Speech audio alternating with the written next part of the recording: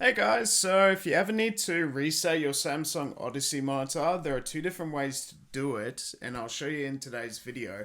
So essentially, the reasons why you would want to do it is if you need to reset all of your settings, and also just reset the monitor in general, just in case there's a brand new connection, or maybe there's been some issues that come up. So let's go through some simple ways to reset this monitor real quick for you. So we want to press this button right here, and we can actually go power off here, and we can also go into our menu, go down to support, so you just flick it until you go there, go in, and you can reset all that way. Just press yes, and that will reset this monitor. So we're going to reset all the settings, and as you can see, HDR is going to fully reset and everything, so it's up to you to do whatever you want from there. So that's going to reset all of your settings. So if there's anything changed, it will just turn it back to factory settings essentially.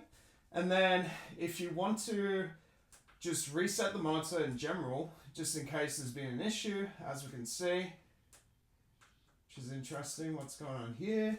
So it's now resetting again, interesting. So it just went to this test screen, which is interesting. Okay, so now we're going to turn it off, and then we're going to turn it back on again. So if we just go press this button, there we go.